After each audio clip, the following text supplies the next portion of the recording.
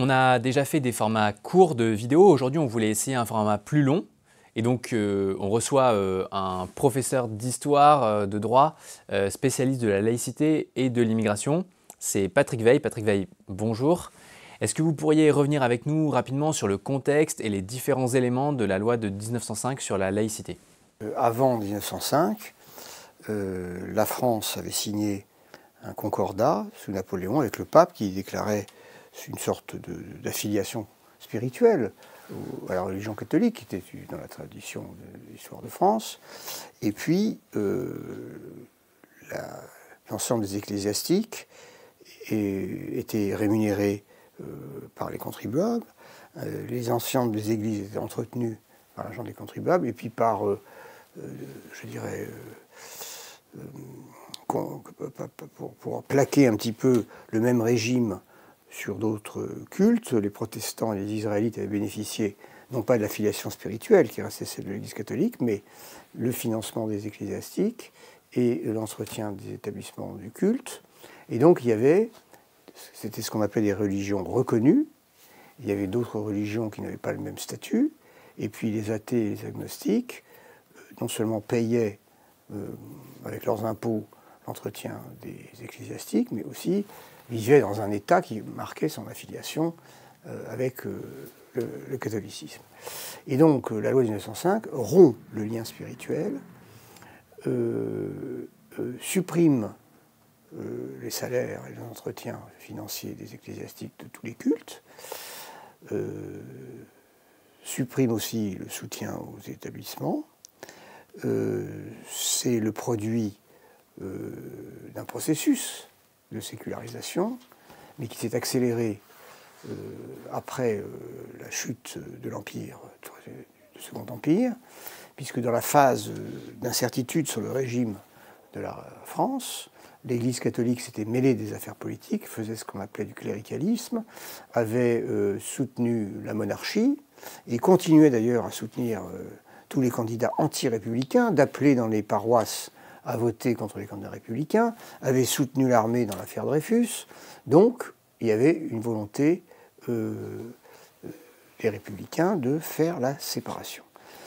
C'était dans leur programme, ça aurait pu rester lettre morte si il n'y avait pas eu un grave incident diplomatique, puisque le président de la République de l'époque, en 1904, M. Loubet, avait accepté une invitation à se rendre à Rome à l'invitation du roi d'Italie. Le pape avait interdit aux chefs de l'État et du gouvernement catholique de se rendre à Rome. Il ne reconnaissait pas l'autorité du royaume d'Italie sur la ville de Rome. Et à la suite de la visite du président de la République française, il envoie une lettre secrète d'admonestation du président disant que, en tant que catholique, il doit obéissance au pape. Cette lettre est fuitée par le prince de Monaco à Georges Jaurès, le patron du Parti socialiste et du journal L'Humanité, qui l'a publié à la une de L'Humanité. Et à ce moment-là, comme a dit Clémenceau, la France a basculé dans la séparation. Alors il se trouvait que avait été mise en place par des socialistes, à la demande de socialistes, Jaurès, Depré Sensé et Aristide Briand, une commission d'élaboration de la séparation, dans laquelle il y avait des opposants à la séparation, des catholiques, mais qui avaient travaillé avec leurs collègues de la commission spéciale à un statut qui satisfasse, qui respecte tout le monde. Et c'est ce projet qui est soumis au Parlement. Alors il est construit autour de deux articles de principe, l'un qui affirme la liberté de conscience et le libre exercice des cultes sous réserve de dispositions d'ordre public, et puis l'article 2 qui est l'article sur la séparation. Alors ce qui est très important, c'est comment ces deux articles ont été construits. L'article 1 qui assure la liberté de conscience de façon absolue et qui permet le libre exercice des cultes. Libre exercice des cultes, ça veut dire quoi? Ça veut dire, je croyais, moi, il y a quelques années, que ça voulait dire le droit d'aller sur un lieu de culte, aller à l'église, au temple, à la synagogue, à la mosquée. C'est ça, mais c'est pas que ça. En fait, Briand, quand il est interrogé sur le sujet, dit c'est la manifestation extérieure de la foi, c'est le terme juridiquement consacré. Et pourquoi il dit ça? Il dit ça parce qu'il y a une jurisprudence avant 1905 dans le code pénal qui dit que si on fait pression sur quelqu'un pour le forcer à exercer un culte ou l'en empêcher, on est passible d'amende ou de prison. Et qu'est-ce que ça veut dire donc le culte? Ça veut dire la manifestation extérieure de la foi. Si en sortant de cet entretien, vous et moi, ou moi, manifestions par un signe extérieur dans la rue notre appartenance à une foi, eh bien nous exercerions notre culte. Et donc l'exercice du culte, ce n'est pas que dans un lieu de culte, ça peut être dans la rue. C'est super intéressant et super important, je pense. Je fais une toute petite incise à ce moment-là. Donc, deux libertés dans l'article 1, une liberté de conscience absolue qui ne doit souffrir d'aucune pression par autrui, et une liberté d'exercice du culte, ce qui signifie manifester sa foi. La possibilité de le faire sans pression. Sans pression. Parce que toute pression, et donc il y a un direct lien entre l'article 1 de la loi de 1905 et un vieil article du Code pénal qui a été mis dans la loi de 1905. Donc on ne peut pas lire l'article 1 sans l'article 31, ce qu'on fait tout le temps, parce que la plupart des gens ne savent pas qu'il y a un lien entre l'article 1 et l'article 31.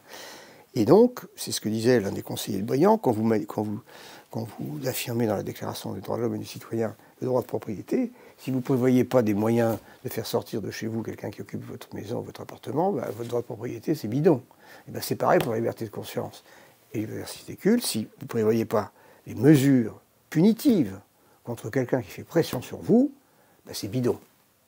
Eh bien, cet article 31, il doit être lu en lisant l'article 1. Et puis l'article 2, qui est la séparation, il y a aussi des articles de protection.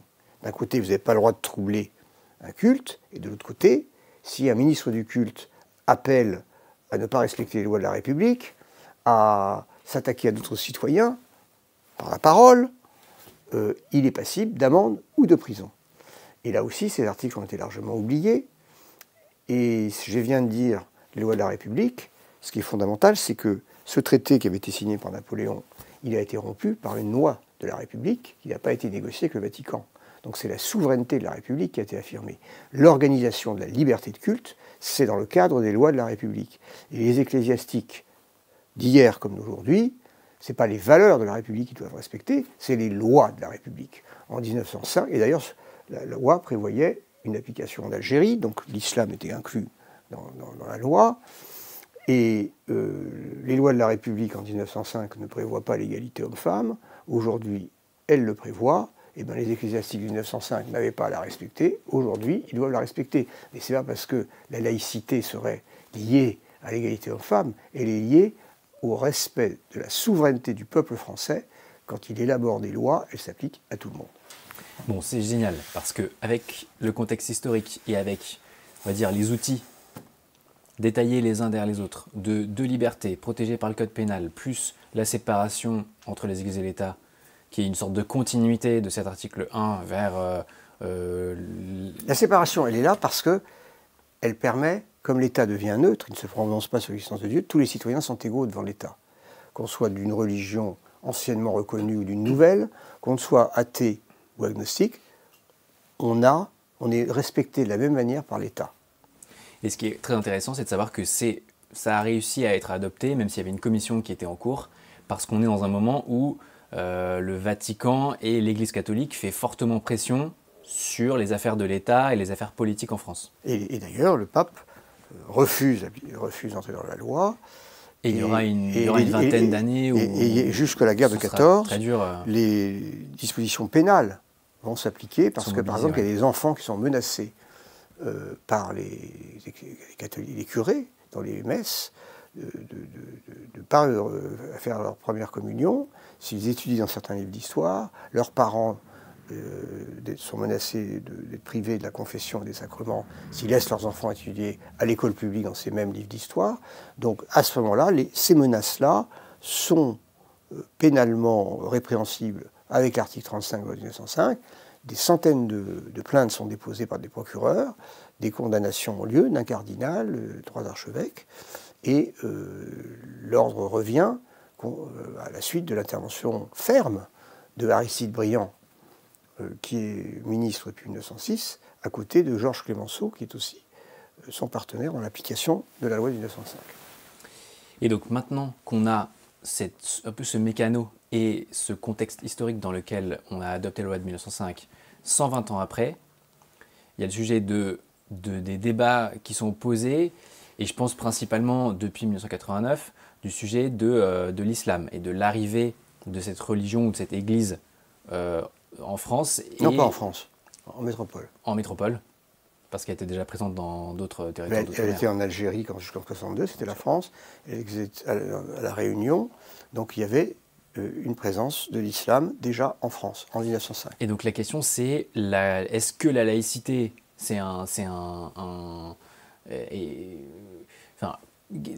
comment on arrive à établir les relations entre ce système de république laïque et l'islam en France, quoi? Ben, il n'y a strictement aucune difficulté, en ce sens que, du point de vue théorique. D'abord parce que justement, en 1905, c'était prévu que l'islam soit dedans. L'islam est une religion qui n'a pas de hiérarchie. Or, justement, c'est ce que reprochait l'Église catholique à l'O 1905, c'est qu'il n'y a pas de hiérarchie. Les associations sont locales. C'est les maires et les préfets qui doivent suivre la vie des associations locales. Et quand vous êtes musulman, que vous soyez chiite, sunnite, ahmadite, ou appartenant à n'importe quelle vision ou lecture du Coran ou de l'islam, vous pouvez créer, dans n'importe quelle ville de France, une association cultuelle qui va être reconnue, qui va avoir les avantages fiscaux de l'association cultuelle si elle répond aux critères que la loi fixe, et donc il y a la liberté de culte. Bon. De la même manière, les rituels que les musulmans partagent souvent d'ailleurs avec les juifs, comme ce qui est la viande, enfin, la nourriture ou les circoncisions, sont tout à fait respectés par les lois de la République. Bon, il y a eu un enjeu par exemple sur les lieux de culte justement, parce que des lieux de culte pour les catholiques, il y en a plein partout en France. C'est notre héritage. Alors que des lieux de culte pour les musulmans, il en manquait. Alors, et il y a eu un enjeu sur la question de savoir comment on faisait pour multiplier le nombre de lieux de culte et leur donner la possibilité d'exercer effectivement leur culte. Alors là, depuis 1905, c'est une affaire privée, donc les personnes privées peuvent affecter des terrains à condition d'en avoir les moyens. Donc, je dirais, les maires, avec le soutien du Conseil d'État, ont organisé des adaptations de telle façon qu'il y ait permettre de faciliter le libre exercice du culte, qui est quelque chose de très respecté par les lois de la République, puisque l'article 2 de la loi de 1905, qui sépare les églises et de l'État, prévoit une exception à la séparation quand on est dans un lieu fermé, quand on est dans l'armée, dans une prison, dans un hôpital ou dans un internat. On a le droit à un service d'aumônier. Vous n'avez pas le droit, vous n'avez pas le droit de vous exprimer librement dans l'armée ou dans une prison ou dans l'hôpital. En revanche, vous avez le droit à l'exercice d'un culte. Bon. Donc cette chose-là est très respectée. Donc le Conseil d'État a facilité, dans le respect des lois de la République, la possibilité pour ces nouveaux cultes en métropole de s'installer, de s'exercer. Et peut-être que l'un des sujets qui permet aussi de comprendre les difficultés qu'on rencontre aujourd'hui, c'est le sujet des espaces, des différents espaces dans lesquels s'applique la laïcité et la liberté d'exercice du culte, entre espace public, espace privé, espace du lieu de culte lui-même. En fait, il y a 4 espaces. Okay. Il y a l'espace de l'État et du service public. Là, il y a une neutralité. C'est pour ça que les agents publics n'ont pas le droit de montrer leur appartenance religieuse s'ils en ont une, etc. Après, vous avez l'espace du lieu de culte, où là, dans le respect des lois de la République, vous êtes un homme, vous découvrez la tête en entrant dans une église, vous la couvrez en entrant dans une synagogue, vous enlevez vos chaussures en rentrant dans une mosquée. Bon, voilà, donc il y a des règles. Bon. Chez vous, ben, vous pouvez faire toujours ce que vous voulez. Dans le respect des lois de la République voilà. Aussi. Et dans la rue, ben là, c'est un espace où vous avez toutes les options spirituelles. Les athées peuvent rencontrer des croyants. Bon. Et donc, dans l'espace public civil, vous avez une liberté. Voilà. Après, vous avez différents sous-espaces. L'entreprise peut être régulée plus strictement que la plage. Bon. Mais c'est un peu sur ces sous-espaces que se posent toutes nos questions d'aujourd'hui. Alors, on a le sujet de l'école, mais... Alors, le sujet de l'école, c'est un autre sujet. C'est un autre sujet. Le sujet de l'école, je connais bien, moi j'étais à la commission Stasi, c'est un sujet de pression. Il y avait des groupes de musulmans, de jeunes frères musulmans, ça a été confirmé plus tard par leur ancien secrétaire général qui a raconté qu'ils étaient en campagne pour faire, comme il y avait une liberté de port des signes, il y avait des jeunes filles musulmanes qui portaient le voile et d'autres qui ne le portaient pas. Alors, une grande majorité qui ne le portait pas. Eh bien, il y avait des campagnes de pression de groupes de garçons sur les filles qui ne le portaient pas, en disant, regarde, au fond de la cour, ta sœur est une bonne musulmane, elle fait le choix, toi tu as choisi, toi tu as le droit de porter le voile, tu as choisi de ne pas le porter, on va s'occuper de toi. Donc ça c'est complètement interdit, mais on ne va pas mettre au tribunal un enfant de 13 ans. L'article 31 permettrait de le mettre au tribunal. Donc c'est comme ça, quand vous avez des espaces... 2004 a clarifié. On est espace d'enfants mineurs, vous réglez la question en interdisant, je dirais, les causes de l'attention. Alors, ce n'était pas juste pour les gens, les jeunes filles portant le voile, les garçons portant la kippa, les sikhs portant le turban qui étaient perturbés par l'obligation de quitter l'école publique si, évidemment, ils voulaient maintenir le port de leur signe. Mais dans les systèmes français où il y avait des écoles privées sous contrat qui, quelle que soit la confession à laquelle ils sont rattachés, doivent accepter des enfants de toute confession et peuvent aussi laisser porter les signes religieux, il y a eu quand même des arrangements qui se sont produits dans ce cadre-là. Donc la loi de 2004, c'est une loi anti-pression. Et pourquoi qu'est-ce qui explique qu'on n'ait pas le même régime à l'université? Parce que c'est des adultes, et que les adultes peuvent aller prendre un avocat et demander à se défendre devant un tribunal. S'ils font l'objet de pression pour porter... Encore faut-il qu'ils connaissent la loi, mais ça, mais c'est ça la logique. Ce que je crois que c'est aussi très important, c'est de bien distinguer la laïcité et la liberté d'expression. Ouais. Charlie Hebdo, Samuel Paty, c'est pas la laïcité, c'est la liberté d'expression. Quelle est la différence?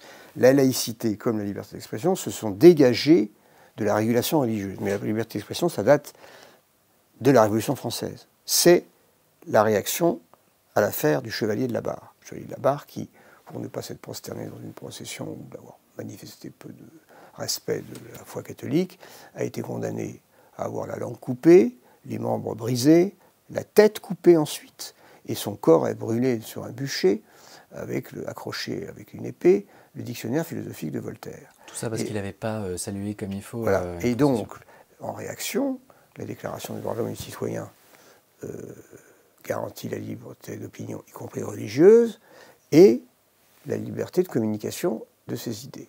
Et en 1791, le Code pénal abolit le délit de blasphème.